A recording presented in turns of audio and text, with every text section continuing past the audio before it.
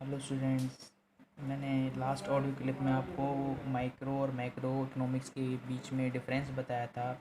उसके बाद मैं सेकंड वीडियो में आपको स्कोप और सिग्निफिकेंस के बारे में बताऊंगा मैक्रो इकोनॉमिक्स के। हम दोनों देखेंगे कि दोनों वर्ड जो हैं स्कोप और सिग्निफिकेंस दोनों एक दूसरे से कैसे डिफरेंट है। डिफरेंट मतलब हम स्कोप में देखेंगे कि हमें इसमें क्या दिया हुआ है। स्कोप मतलब इसमें क्या है, मैक्रो इकोनॉमिक्स में क्या है, और सिग्निफिकेंस में हम देखेंगे वाई, हम इसमें क्यों पढ़ते हैं। दोनों का थोड़ा जो मीनिंग है और जो एक्सप्लेनेशन है थोड़ा अलग अलग है, लेकिन इसको हम एक एक पॉइंट में देखेंगे कि इसमें क्या क्या चीज़ें हैं जो हमें इसमें पढ़नी है।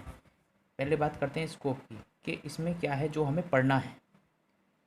पहला पॉइंट है estimation of estimation of national income and related aggregate.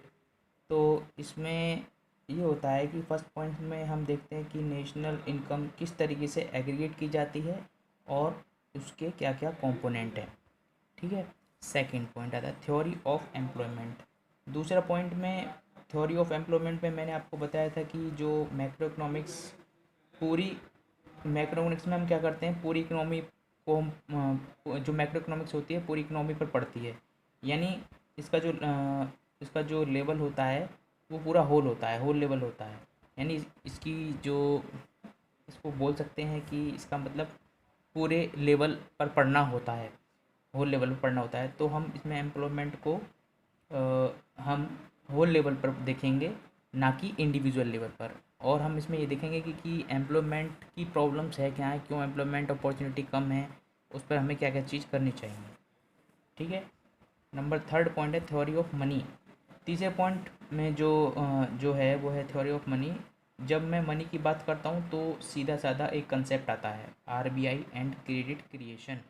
ये मैंने आपको दिए हुए हैं, RBI and credit creation. Means RBI को जो आरबीआई है जो हमारी इकोनॉमी की एक होल बॉडी है, वो अपना क्या प्ले रोल करता है। और जो सेकंड है क्रेडिट क्रिएशन, क्रेडिट क्रिएशन कैसे होता है वो सब पढ़ेंगे हम इसमें। और जब ये नेक्स्ट लेवल पर आएंगे, नेक्स्ट चैप्टर में आएंगे, सब चीज़ पढ़ेंगे हम इसमें। नंबर फोर पॉइंट होता है journal general theory of general price level. Sorry, ये गलती से हो गया, ठीक है, theory of general price level. इसमें हम देखते हैं कि जब मैं नेक्स्ट पॉइंट पाता हूँ, मतलब जनरल प्राइस लेवल पर, तो मैंने आपको डिफरेंस के बारे में बताया था कि मैक्रो इकोनॉमिक्स में जनरल इक्विलिब्रियम एनालिसिस की जब हम बात करते हैं, और यहाँ पर हम जनरल प्राइस लेवल की बात कर रहे हैं। ठीक है। तो इसमें हम वहाँ पर हमने पढ़ा था कि जनरल इक्विलिब्रियम एनालिसिस के बारे में बात कर रहे थे, उसी का रिलेशन यहाँ पर है।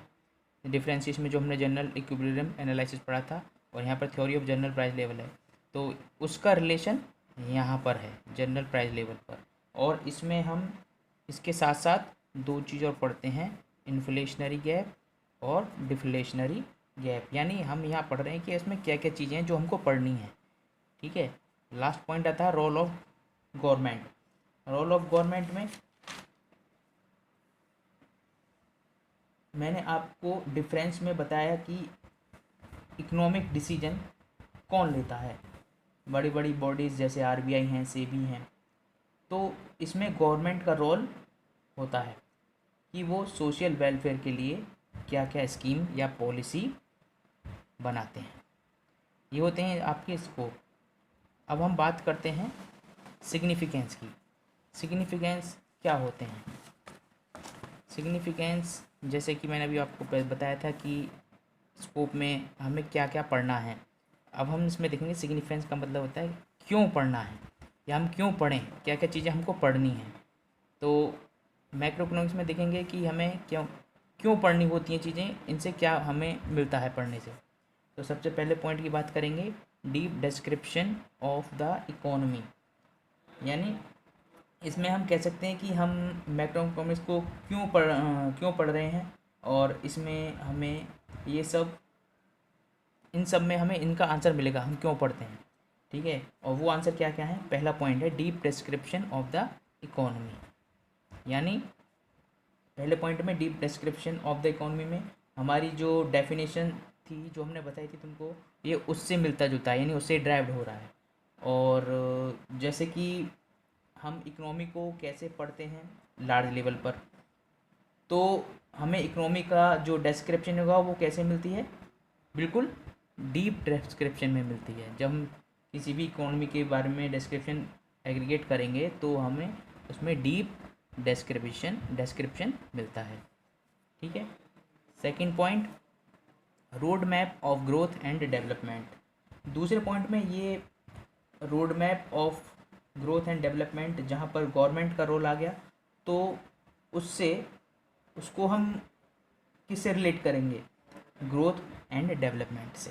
किससे करेंगे, ग्रोथ एंड डेवलपमेंट से।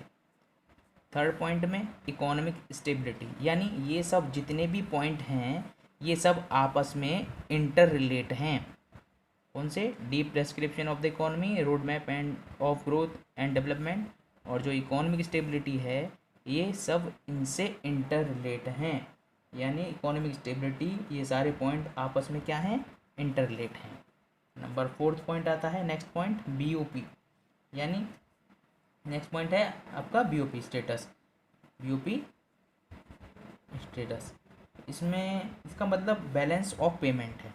क्या है इसका मतलब, बैलेंस ऑफ पेमेंट। इसमें यानी इन सभी को हम डिटेल में पढ़ेंगे, इस बुक में हम सबको क्या करेंगे, डिटेल में पढ़ेंगे, और जब पता चलेगा कि वीओपी क्या होता है। ठीक है, नेक्स्ट पॉइंट आता है problems of poverty and environment pollution. Problems of poverty and environment pollution, क्योंकि मैंने आपको बताया था कि जो गवर्नमेंट हो किसका रोल है यहाँ पर, किसका रोल है यहाँ पर, मैंने आपको बताया था डिफ्रेंशिएशन में बड़े बड़े जो आपकी इंस्टीट्यूशंस होते हैं उनका रोल होता है, यानी बिग इंस्टीट्यूशन का। और आपको याद होगा कि मैंने बताया था कि इसमें जो नेक्स्ट पॉइंट था उसमें वो फोकस था, यानी फोकस। अगर इसमें बात करें हम, तो जो बड़े इंस्टीट्यूशन होते हैं उनका फोकस होता है इन चीज़ों पर। किस तरीके से फोकस होता है, यानी उनका जो फोकस सोशल वेलफेयर पर या वेलफेयर में से ये सब आ जाता है।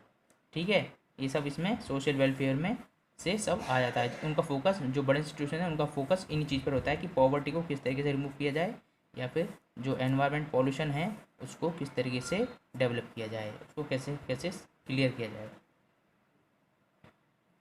ठीक है, इसके बाद जो लास्ट पॉइंट है पॉलिसी फॉर्मुलेशन, यानी जब मैंने लास्ट पॉइंट है जी, मैंने आपको बताया कि जब जब भी गवर्नमेंट का रोल आ गया है यहाँ पर, तो गवर्नमेंट सारी चीज़ों को इम्प्लीमेंट करने के लिए, सारी गवर्नमेंट उनको ठीक करने के लिए या उसमें थोड़ा सा चेंज करने के लिए, इम्प्लीमेंट करने के लिए नई नई स्कीम्स बनाती है। ठीक है, क्या करेगी, नई नई स्कीम्स बनाएगी, उनको फॉर्मुलेट करेगी। क्या करेगी, उनको फॉर्मुलेट करेगी।